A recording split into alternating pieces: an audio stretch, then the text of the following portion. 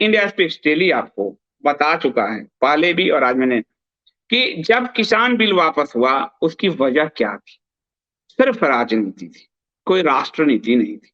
स्वयं प्रधानमंत्री जी ने उस समय कहा था कि कुछ लोगों को हम नहीं समझा पाए, यही था।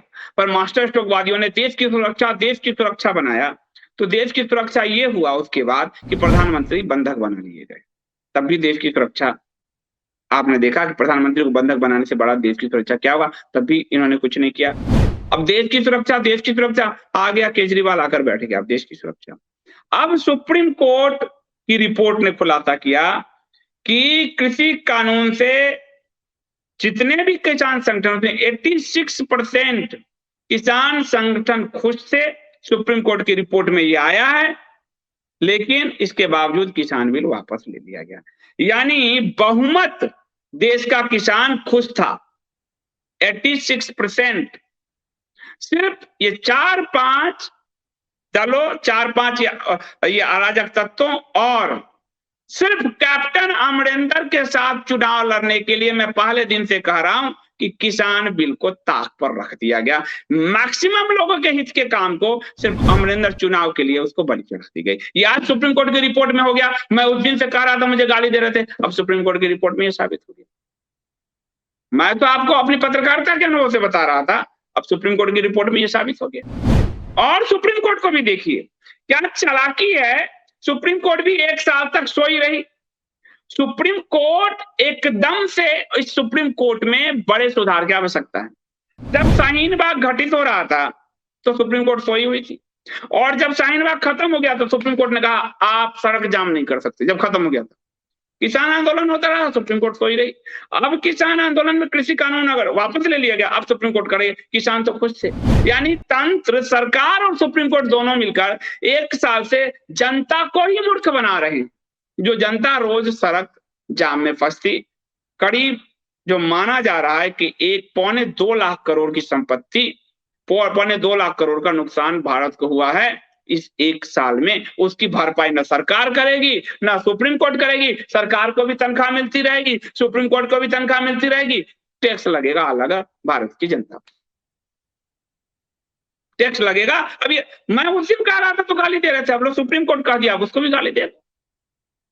86% यानी इतना वो, और मैंने तारीफ की थी मोदी जी ने जो कृषि कानून के पक्ष में मैं खड़ा, 86% किसान संगठन, किसान नहीं, किसान संगठन, 50 किसान संगठन, उसमें से 100 किसान संगठन, उसमें से 86 किसान संगठन मोदी जी के साथ था। इसके बावजूद उन्होंने किसान बिल वापस ले लिए 14 के दबाव में। और वो 14 कौन? इसलिए ताकि कैप्टन के साथ चुनाव लड़े। न कैप्टन को कुछ मिला और भाजपा भी 4 से 2 पर आ गई। 2 से 4 या 6 पहुंचती तो मानते नहीं, 4 से 2 पर आ गई।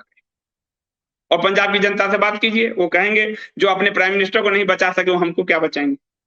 इसलिए जिधर लहर थी उधर वोट किया। ये हमें बचाने तो आते नहीं, बंगाल उदाहरण है। आप बात कीजिए ना पंजाब के हिंदुओं से, वो बात भी आपके सामने नहीं लाई जा रही। हमें तो कितने लोगों ने फोन करके कहा कि जो प्राइम मिनिस्टर को नहीं बचा सके बंधक बनाओ, हमको क्या बचाएंगे, हम यहाँ रोजी रोटी के लिए आए हैं, बंगाल जैसी दुर्गति हो जाएगी।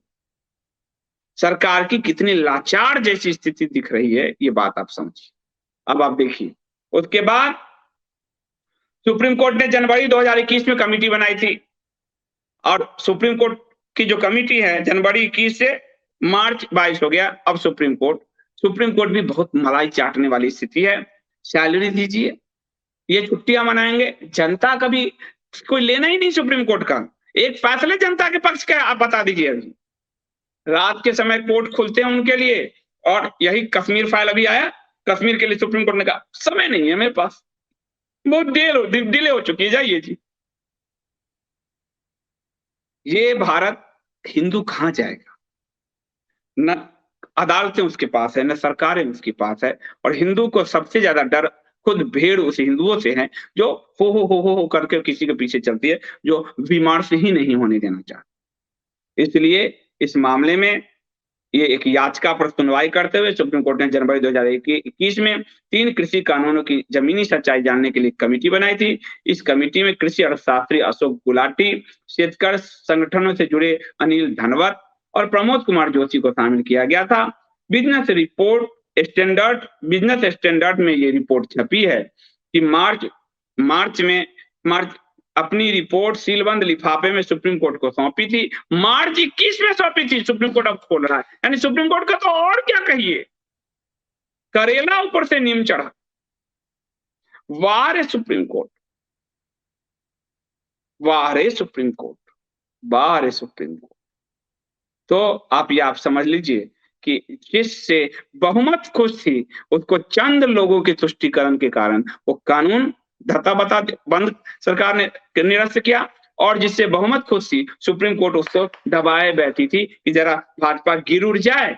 मोदी जी नहीं समझ पा रहे हैं कि ये पूरा इकोसिस्टम आपके खिलाफ है, आप कितने तुष्ट कर लो, भाजपा गिर जाए। अब चुनाव की रिपोर्ट आ गई है, तब ये जारी कर रहे हैं। आपको ध्यान है, राफेल पे भी रिपोर्ट लेके सुप्रीम कोर्ट बैठी थी कि 4 राज्यों के चुनाव परिणाम आ जाए, भाजपा हार जाता हो, हम रिपोर्ट राफेल का रिपोर्ट जारी करेंगे। अभी भी नहीं समझ पा रहे हैं कि ये अब जारी किए जब भाजपा हार जाए। नहीं आ रही, अब रिपोर्ट जारी कर रहे हैं सुप्रीम कोर्ट, लेकिन सरकार समझ नहीं पा रही, और समझ भी पा रही तो उनको यही सूट करता है, बहुत सूट कर रहा है। तो सुप्रीम कोर्ट ने चुनाव के परिणाम देखे, तब चुपके से कहा लो जी भाई रिपोर्ट, 1 साल से मेरे पास पड़ा है, देख लो। ये है सुप्रीम कोर्ट।